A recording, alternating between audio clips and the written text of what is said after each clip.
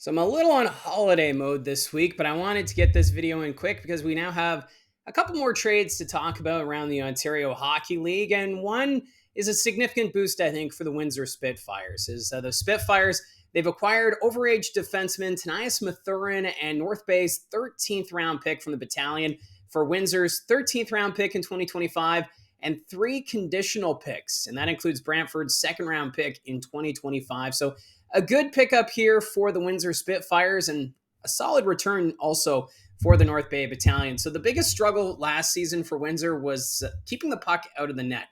They gave up a league high 360 goals last season, which the next closest team was the Niagara Ice Dogs, who gave up 323 goals. So a bit of a gap there, and understandably, the Windsor Spitfires, of course, finished 20th in the OHL last season. So this is a team that's looking to take a step forward. They've got a lot of young talent that's up and coming. The Spitfires looking to challenge for a playoff spot.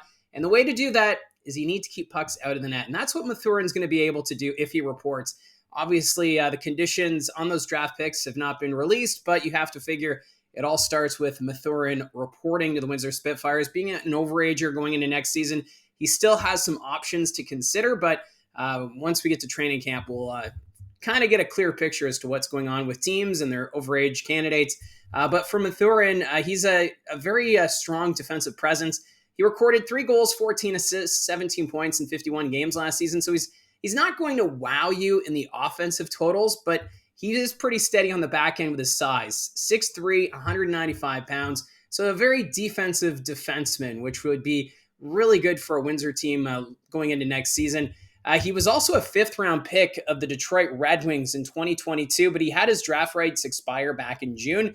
So the one issue for Mathurin is staying healthy. He only played in one regular season game in 2022-23, and then, of course, the 51 games last season, which is the most he's played in his 3-year OHL career.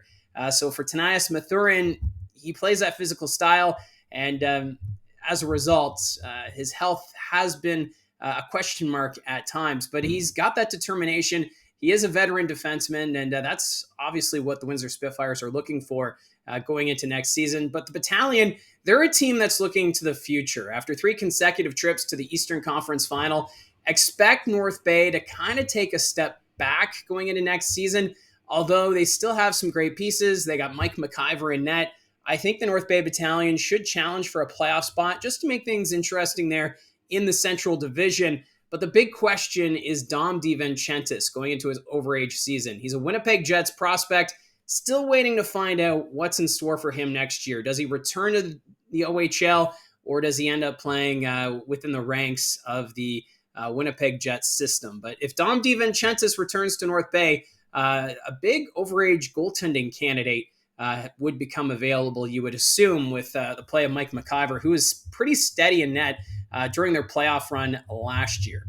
And one other trade to touch on, the London Knights have acquired Liam Spencer from the Brampton Steelheads for a 7th-round pick in 2025. So not a big trade, but it is nice to see because Spencer, he's from London, so it's great to see him being able to potentially play for his hometown hockey team. Last year, he appeared with the Strathroy Rockets in the GOJHL. Last season, registered 6 goals, 21 assists, 27 points, and then played 4 games with the Mississauga Steelheads last season, where he only earned 2 assists. So he wasn't getting a lot of ice time when he was called up from Strathroy. So obviously, Brampton, they have high expectations going into this season, which means ice time would be very limited if Spencer were to dress for the Steelheads, or you would think he'd likely be a healthy scratch for most nights, depending on the health status of players. So with those high expectations, the London Knights coming in, acquiring him for a 7th-round pick, which is, I think, good quality there for the Knights.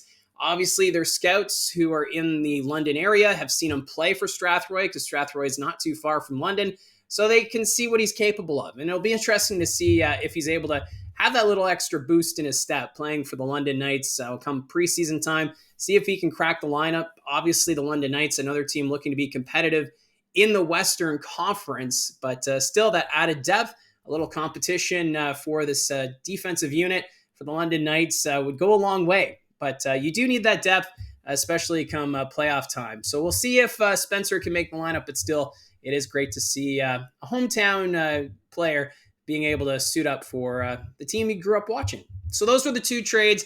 Like I said, I'm kind of in holiday mode, so if there's any more trades, maybe expect a video tomorrow. But in the time being, that's how I see it from the booth. Thank you very much for all your support. Let me know in the comments section down below your thoughts on either of these two trades. And don't forget to hit like and subscribe. We'll talk to you again soon.